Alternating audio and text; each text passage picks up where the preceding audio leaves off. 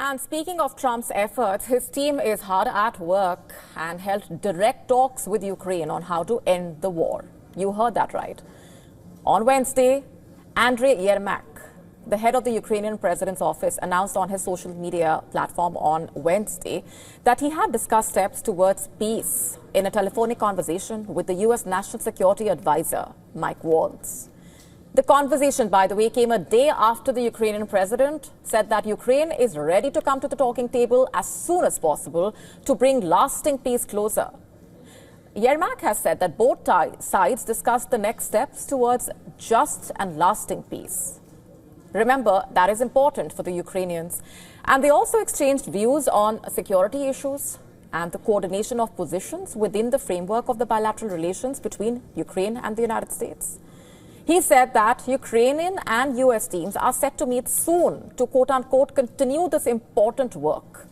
But you see, this comes with the cost for Ukraine.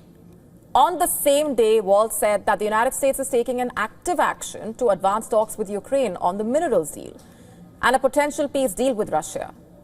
Washington views Zelensky's statement on Tuesday a very positive development, and according to the White House press secretary, U.S. National Security Council is also reconsidering funding for Ukraine. Remember, after that clash between Trump and Zelensky in the Oval Office, the United States had put a pause on military aid and intelligence sharing with Ukraine. And it seems that Trump has finally got what he wants: Ukraine to bow down to his terms, and is finally ready to take the peace talks forward, especially after that dramatic clash between the two leaders.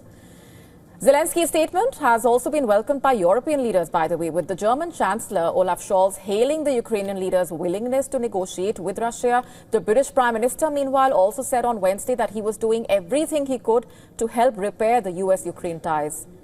The French President, Emmanuel Macron, is considering a visit, in fact, to the United States with Zelensky and Starmer to meet Donald Trump. So clearly a lot is going on. The question is, will this pave the way for ending the Ukraine war finally?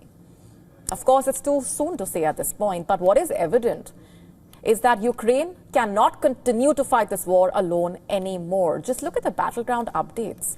All this talk of peace has not slowed down the fighting. On Wednesday, Russia claimed to have taken control of yet another settlement in Ukraine. Its forces captured a settlement in Privolnoye. This is located in Ukraine's Donetsk region. And across the Ukrainian front line in Donetsk, Zaporizhia, Kherson and Kharkiv, heavy fighting is underway. On Thursday morning, Russian shelling hit the Ukrainian city of Kramatorsk in Donetsk. At least 2 people were injured as a result of the shelling, and the local authorities said Russia shelled industrial zones and civilian infrastructure in the city, and that the aerial bombs destroyed a warehouse and caused a massive fire. Various regions of Ukraine have come under Russian attack since Wednesday night. According to the Air Force, Russian forces fired 112 Shahed and decoy drones as well as 2 ballistic Iskander missiles at Ukraine from Wednesday night into Thursday. Ukrainian forces claim to have destroyed 68 drones while 43 were jammed. This comes as European Union leaders are holding emergency summit talks in Brussels to discuss protection tactics for Ukraine as Europe faces the prospect of the United States cutting it adrift.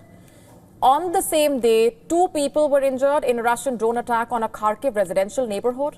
Emergency services posted video footage showing workers rescuing the people from a residential block in front of which many cars were heavily damaged by the rubble.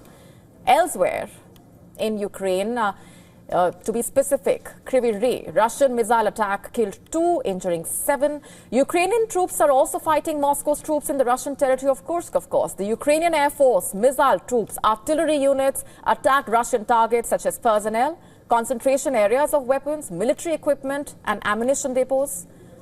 Clearly, the war has reached a very crucial point, and an end to the fighting is the only way forward, perhaps. But again, at what cost and for whom? The answer to those questions is very significant, but it's also an answer that Ukraine is not going to like. As far as Russia is concerned, it looks like they have the last laugh. On Thursday, the Kremlin said that the U.S. Secretary of State Marco Rubio's view that the Ukraine war is a proxy war between the United States and Russia is in line with the Russian President Vladimir Putin's own assessment. The Kremlin spokesman Dmitry Peskov said, and I'm quoting here, so it is absolutely in line with the position that our president and foreign minister have repeatedly expressed. We have said this repeatedly, and yes, we agree that it is time to stop this conflict and this war, quote unquote. You see, Russia has firmly rejected proposals for a temporary ceasefire in Ukraine, and Moscow is dismissing suggestions of a 1 month halt in fighting or a cessation of aerial and naval attacks.